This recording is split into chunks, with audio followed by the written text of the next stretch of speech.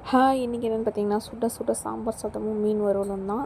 இது வந்து எங்களோட ஸ்டைலில் நாங்கள் செஞ்சது. பட் கோவில் டேஸ்ட்டில் கோவிலை விட டேஸ்ட்டாக இருந்தது இந்த சாம்பார் சாதம். இதை நீங்களும் ட்ரை பண்ணி பாருங்கள். ஃபஸ்ட்டு பருப்பு, மஞ்சத்தூள், உப்பு, பெருங்காயம் போட்டு ஒரு 3 விசில் போட்டு எடுத்து வச்சுக்கிட்டோம். நாங்கள் யூஸ் பண்ணது வந்து ஆஃப் பாயில் அரிசி தான் யூஸ் பண்ணிக்கிட்டோம். அது பருப்பு வெந்ததும் அரிசி அதில் போட்டுட்டு நல்லா தாராளமாக தண்ணி ஊற்றி திரும்ப ஒரு 4 விசில் போட்டு எடுத்து அதை தனியாக வச்சுக்கிட்டோம். தாளிக்கிறதுக்கு எண்ணெய் ஊற்றி கடுகு உளுத்தம்பருப்பு, வெந்தயம், சீரகம் இதெல்லாம் போட்டுட்டு இது பண்ணிவிட்டு அதுக்கு பிறகு 2 காஞ்ச மிளகாய் போட்டுட்டு வெங்காயம், தக்காளி போட்டு வதக்கிட்டு அதுக்கு பிறகு உங்களுக்கு வேணுன்ற காய்கறிகள் எல்லாமே போட்டுக்கலாம். நாங்கள் போட்டுக்கிறது வந்து கத்திரிக்காய், முருங்கைக்காய், கேரட், பீன்ஸு, அப்புறம் லாஸ்ட்டில் மாங்காய். இப்போ போட்டால் குழஞ்சிரும்னு சொல்லிட்டு லாஸ்ட்டில் தான் மாங்காய் போட்டுக்கிட்டோம். வெள்ளை கத்திரிக்காய் தான் நாங்கள் போட்டுக்கிட்டோம். சூப்பராக இருந்துச்சு. இதெல்லாம் வதக்கிட்டு உப்பு தேவையான அளவு, அதுக்கப்புறம் நாங்கள் ஃபஸ்ட்டு அரைச்சோம் பார்த்திங்களா அந்த மசாலா, வீட்டில் அரைச்ச சாம்பார் பொடி, அந்த மசாலா தான் இது.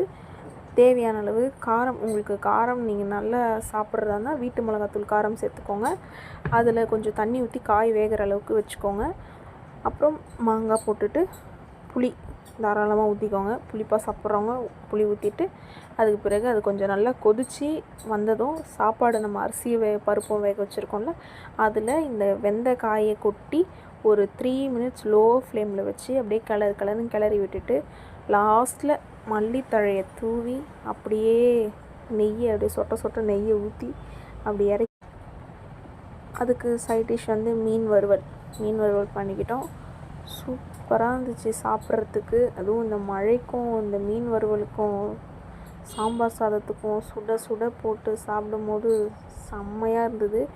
நீங்களும் இதே போல் ட்ரை பண்ணி பாருங்கள். எல்லாத்தையும் மொத்தமாக போட்டு வேக வச்சு சாப்பிடாதீங்க.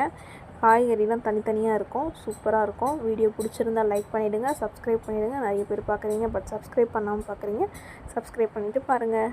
பாய், குட் நைட்.